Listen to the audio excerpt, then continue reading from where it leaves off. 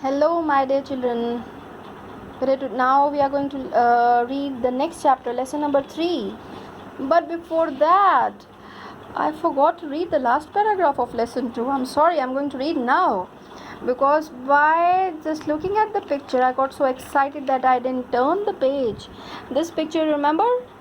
Yeah, passed it out without shoes. See the priest running towards him with the shoes, and he even dropped the clothes over there of his master. See the picture. And this was that temple. By looking the temple, he wanted to go inside. When he went inside, the three priests started shouting that how can you come inside, and moreover with the shoes. And for this, the way they were doing, no, he got so frightened that he started running from there. So let's start better the next thing.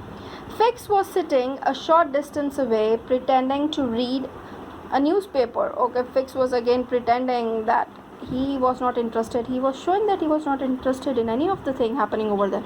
But actually, he was all interested only there. He was excited to hear Passpetout's story. Passepartout had broken the law, and as Fogg was his master, Fix knew he could have them both arrested. Now Fix was having one more idea. When he heard Passepartout's story, although he was pretending to read the newspaper, but as a detective, his full ears were that side only. He wanted to hear the story. When he heard that Passepartout had broken the law and Fogg was his master, so this way, they both could be arrested. He decided not to follow them to Calcutta, but to stay behind, talk to the three priests. He wanted now to go and talk to those three priests and arrest Fogg and Passepartout later on. This way, he can create a story.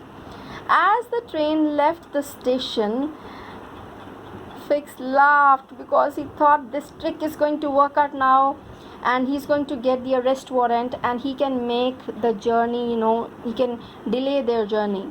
Ha, I have got you now, Phileas Fogg. Soon you will be in prison cell. So this line Fix is saying, ha, I have got you now. He was so excited. Phileas Fogg, soon you will be in prison cell. He thought that his plan is going to work out. So let's see. A Dangerous Forest, the third chapter. Please write down first term. A Dangerous Forest. Phileas Fogg and Passepartout sat in the old train as it rattled through the night to Calcutta. They were sitting in the old train. Rattle means moving through the night to Kolkata.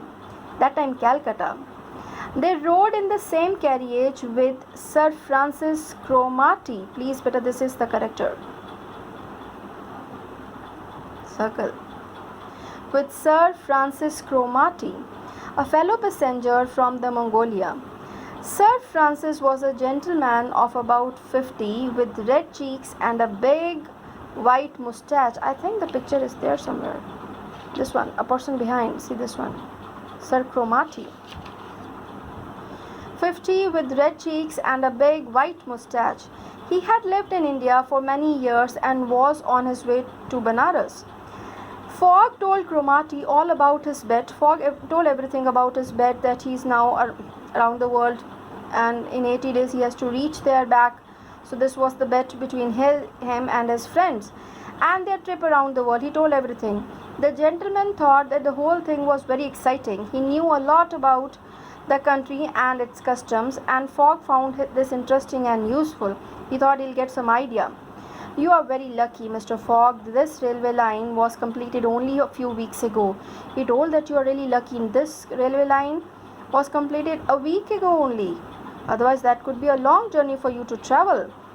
Luck has nothing to do with it, Sir Francis. I am sure I could make the same trip in the same time, one way or the another. But if Fogg was a determined person, a strong-willed person, a person with the idea that everything is possible.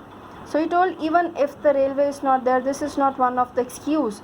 I'm going to make it out. And he said that I'm sure I could make the same trip in the same time, one way or the another. I have to find out the way. It's nothing like luck was nothing to do with it. So they traveled without any problems until the morning of the second day. Then the train whistle blew and the train slowed down and stopped. Oh, let's see why the train stopped. The conductor announced, "Passenger will get out here." Sir Francis turned to the conductor in surprise. "What do you mean?" "The line ends here, sir. There's another 50 miles to be laid." He told, now the line here ended, and still the work is going on, and still 50 miles it has to be laid. So this route you have to travel. But the newspaper said the railway was completed. They were wrong, sir. All passengers know they must find their own way from Kolbai to Allahabad. From there they can catch the next train to Calcutta. So that was the thing. So this track was missing from here to the next place. So they have to travel from Kolbai to Allahabad. The three men got off the train. The three men means Passepartout, Cromarty and Phileas Fogg. The three men got off the train and walked towards the village. "What are we going to do now?" said Cromarty. Fogg was a man who would not let anything get in his way. He looked at Cromarty and smiled. So let's see some other plan. "My dear Sir Francis, I have been challenged to get around the world in 80 days, and that's exactly what I'm going to do." Passepartout then noticed a man riding an elephant and pointed him out to Fogg. Fogg immediately walked to him. So there must be an elephant, and a man was there along, and Passepartout, pointed out Fogg towards that. So let's see. "May I buy your elephant?" "It's not for sale." Phileas Fogg is asking, "May I buy your elephant?" And the person, he's saying, "No, it's not for sale. I will give you 2,000 pounds. Oh my God, 2,000 pounds. He told that I'm going to give you. Passepartout and Cromarty were shocked. "You can't buy an elephant," said Cromarty. "It's madness." Cromarty said, "It's madness. What are you going to do with the elephant?" But Fogg took no notice and gave the money to the man, who happily took it. He was very happy to get it. Another young man standing nearby, but this was that person, the one who got the money, see, and one young man is also there, a young boy. Yeah, standing nearby, heard their conversation. "Sirs, I can guide you to Allahabad." He came to know that they are having a thing, they have to go to Allahabad. He told, "I can guide you." Fogg agreed. They bought enough food for the next part of the trip, and by 9 o'clock the elephant and its passengers were marching off into the forest. Now they were moving. Passengers means these three. The three men sat in the seats on the elephant's back and the young guide on its neck. Their guide was a clever young man who spoke English very well. Might be this picture also. See this way. Three of them, they are sitting, and this person, the one who was saying that I can guide you to Allahabad. Good one. Okay. The three men sat in the seats on the elephant's back and the young guide on its neck. Their guide was a clever young man who spoke, clever means wise, who spoke English very well. "I know a quicker way through the forest," he said. "Even I know the quicker, fast way. It will cut 20 miles out of your journey," he said. He said 20 miles. This way we can reach early. Pointing away, that from that route we can go, this side we can go, no, that way, this person was saying. Fogg agreed to the idea, and they traveled on until nightfall. They kept on traveling. Then they stopped to rest until the next day. Then they decided that now it's night, so we are going to stop here and take rest. Passepartout shivered with fear. My God, shivering. Passepartout feeling scared that now we are going to stay here in the jungle. As others were sleeping and the rest they were sleeping, he was shivering. He felt butterflies in his stomach. Butterflies means nervous. As he listened to all the noises around him, he can hear all the noises, the noise of the animals, buzzing of insects. See the sound. Let's see, read the noises around him, like the buzzing of insects, the sound of the insects, the growling of a lion or tiger, the hissing of the snake. Everything was making him very scared. But watching his master sleeping like a baby made him feel safe, and finally he too slept. But Phileas Fogg was sleeping like a baby without any tension. So this made him feel very safe that finally he also too slept. So this is the picture where they were, negotiating with this person to get the amount and give the elephant. He was also very happy, and this young man told that I can help you. This was that picture. Okay, then see, next day they started at dawn, means early in the morning, and followed the advice of their guide. The people in this area are very wild, okay, very aggressive, and do not respect the English law. They don't follow the English law, and they are very wild. Wild here means little, bold to take steps.